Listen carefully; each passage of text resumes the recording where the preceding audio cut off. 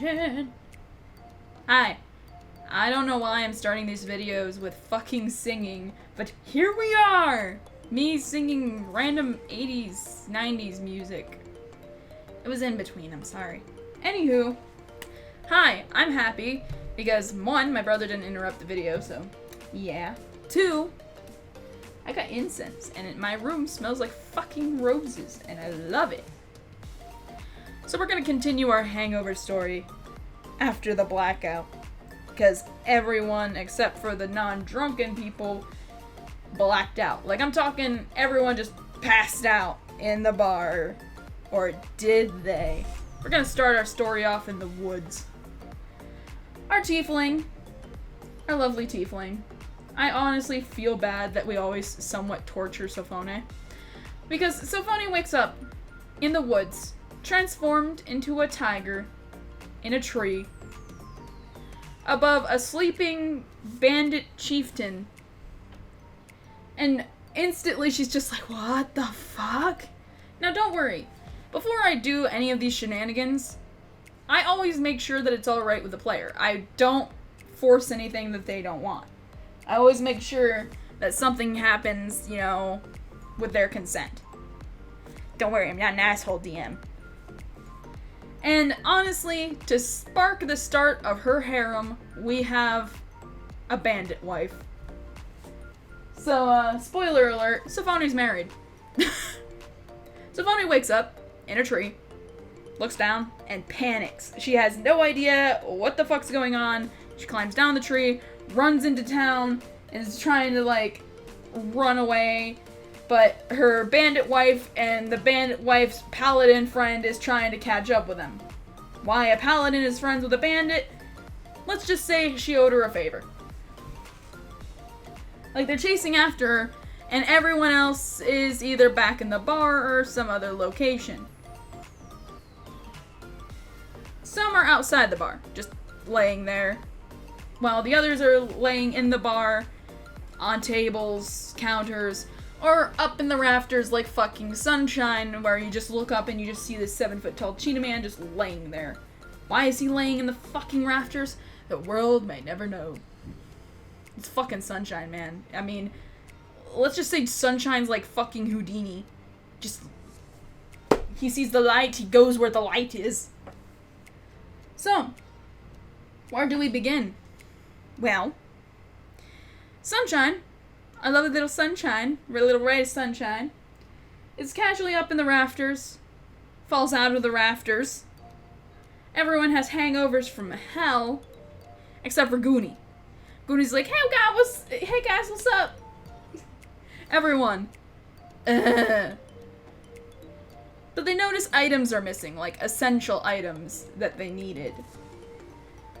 They notice that stuff they needed to give to certain NPCs were missing, and they start freaking out. They're like, oh Jesus, fuck.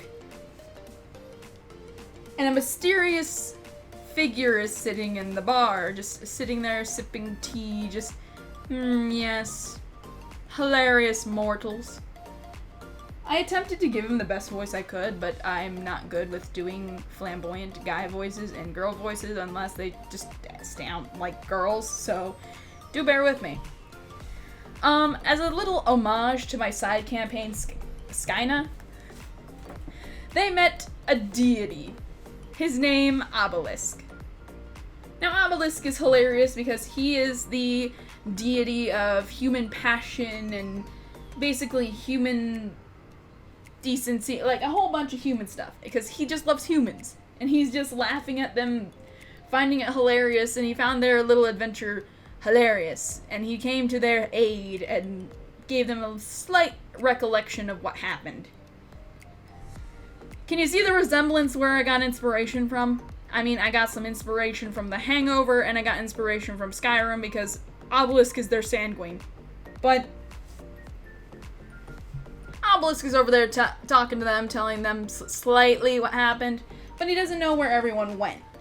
He doesn't know where Sophone is, and Ava's not there, aka the priestess I was talking about. So they're panicking. They're like, where the fuck are they?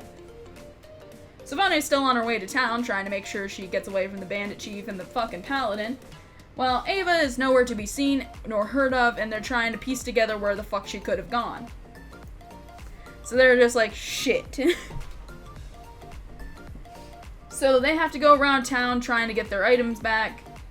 A good example is there was a ring that one of them had, and one of the rings gave them like special abilities on initiative.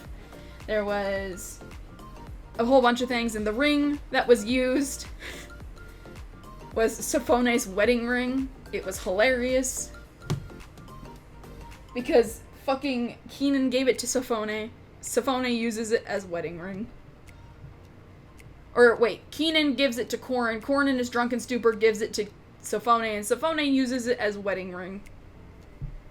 Then there's a bunch of NPCs that they have to go off to, and to also introduce a new character to the campaign, Digi.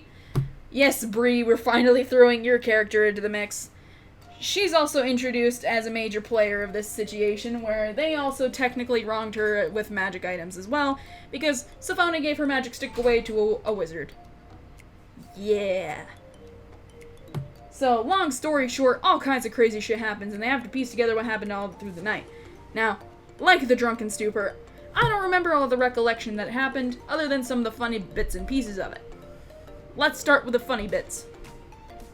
Sophone, while trying to get away from her little predicament, runs into town and knocks into basically the crew, saying, "Holy shit, guys, I done fucked up. I think I'm married." And they're like, "What? You're what?"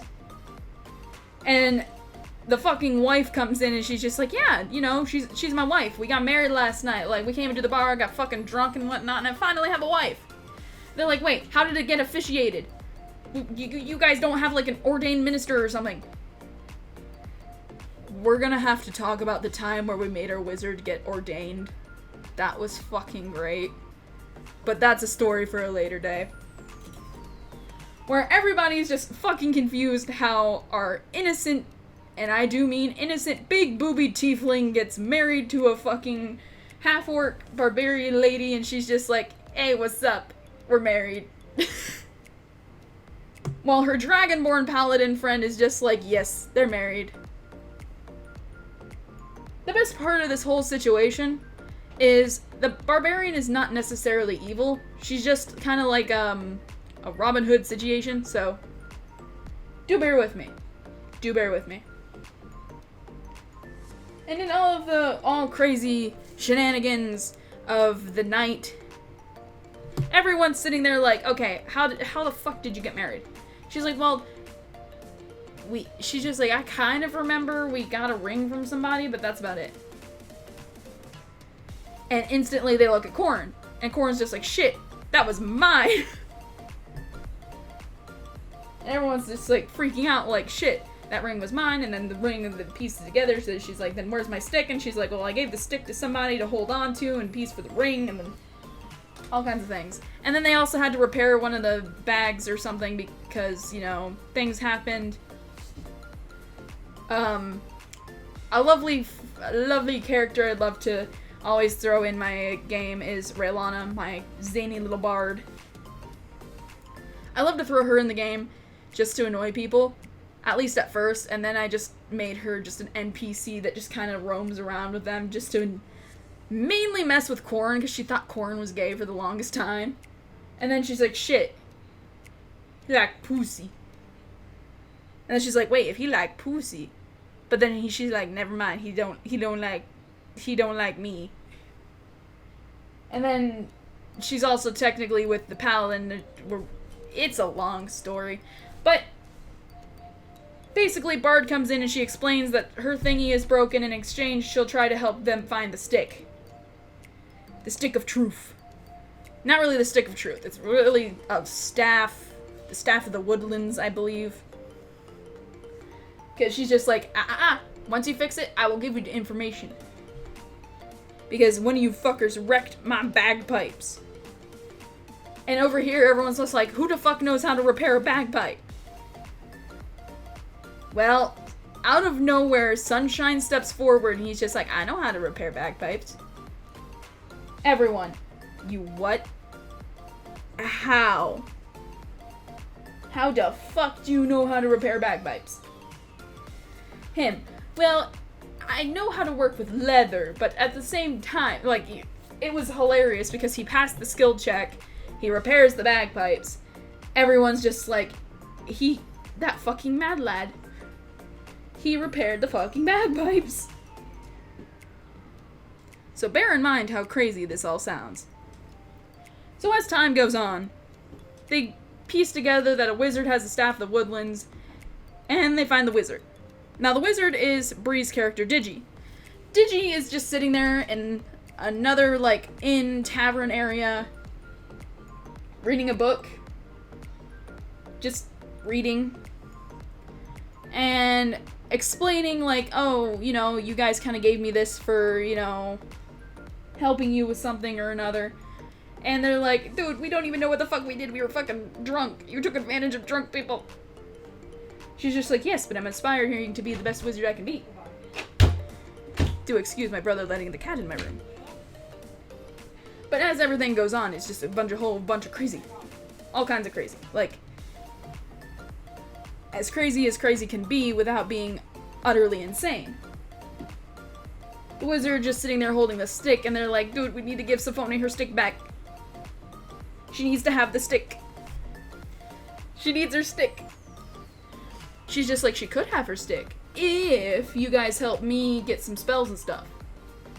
And they're like, for fuck's sake! Like, they start freaking out. She's just like, besides, I know where your friend went. And they're like, which friend? They're like, you know, tall, goth. They're like, the priestess lady, Ava. Anytime I say Ava, I'm just gonna be posting the great picture I have from Evangelion, where it's just like, Unit 1 randomly has a fucking pistol. So, Ava.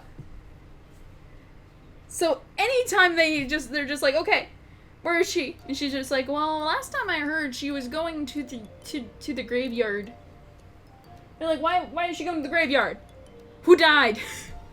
They're panicking because they're like, shit, somebody died. She's like, no, because she heard someone was doing something or another. And they're like, okay, well, they go there and she's not there. And they panic. They're like, she's not here. Fucking liar. Well, actually, she wasn't lying because Ava has magical forms. Well, I can't discuss too many of those because in case my players are watching story reasons. Basically, they encounter a necromancer, and the necromancer's trying to bring back his dead wife, and they're like, that's depressing. And he's just like, is it though? I just want to be with my wife. And they're like, but you can't do that. Like, that's sacred. He's like, yes, but she died in war, and I want her to bring back our honor. And he's just like, no. Well, encounter happens. They do get out. The necromancer gets away, but the dead wife's spirit comes to life as a sword wraith. And it doesn't exactly go so well. Because she's like, you fucking disturbed my slumber. And they're like, oh, fuck.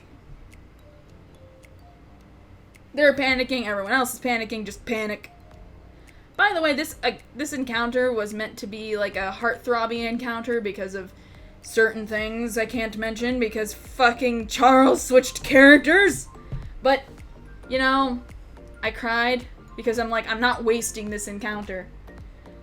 Because it's supposed to be nice and heartwarming. But you know what?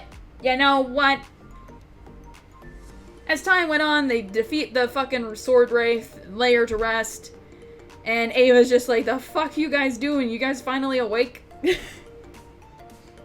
Not to mention, Digi explains like, oh shit. Ah shit. They're powerful, man. They become friends with Digi, they go back to the bar and explain what happened with Obelisk. Obelisk is just like, oh goody, you brought me back my things, because there's also things that Obelisk wanted. And Obelisk gives them joke items, and by joke items I mean there was a ring that turns people into random animals. We'll talk about that later. There's a ring that adds to your charisma, but it also puts you in lingerie. I mean, by technicality, you're still in your armor, but it looks like, it's like a ring of illusion that makes it look like you're in lingerie. And Rihanna's S&M plays, and it fucking cracked me up because I saw it on Reddit and I'm like, I'm using this.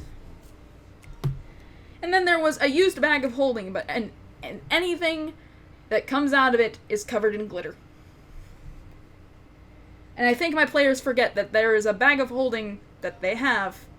It's just whatever they have that comes out of it is just covered in glitter. Ta-da!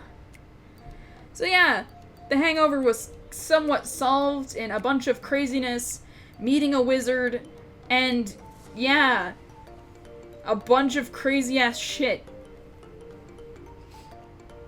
But in all sentimental moments, they did witness that Ava was putting flowers at a grave, and they're like, "What the fuck you doing?" And she's just like, nothing. I can't mention who because you know what? You know what? You know what? Thanks, Charles. Like I say, it's always fucking Charles. It's gonna be a new drinking game in my D&D videos. It's always fucking Charles. Anywho, yeah, I told the D&D fucking hangover story. I hope you're proud of me, May. I hope you're proud of me, ma'am. You know what? I don't know why I said that. I hope that wasn't a Freudian slip, because, oh my god, I'm gonna need some alcohol for that. But, anywho, I hope you enjoyed this lovely little D&D story. I got more D&D stories to come. I got a lot of D&D stories, and considering we got 2 different campaigns rolling at the same time, I got a D&D roleplay server, and, I play D&D with another group of people. Well, the same people, but just a different DM, and I play instead of being the DM. So, you know what? Cool. It's awesome. So, yeah, we get to talk about different stories and all kinds of stuff. So, yeah, let me know if you guys want to hear more Dungeons & Dragons stories. So, yeah. This is being recorded right after the original one, so don't think it's being recorded, like, days after. Like, I will tell you right here, right now, I, recorded this, 15 minutes after the other video, because I got mail, and, yeah. Woohoo! I'm rambling at this point. So I hope you guys enjoyed the video. Leave a like, leave a comment, subscribe if you're new. I'm selling out. Follow my links in the descriptions or on my channel. I sell at ops, I do commissions. Hey, sponsors. Wink wink, nudge nudge. Eyebrow wiggle. I like D&D stuff, so send me some D&D stuff. Wiggle wiggle. Wiggle wiggle. I mean, I live in the little, buttfuck nowhere, so I mean, it fucking, I don't know. I'm doing this for mainly a comedic bit at the end. So, yeah! Have a good night! I'm just gonna go suffocate in my incense fumes. Night!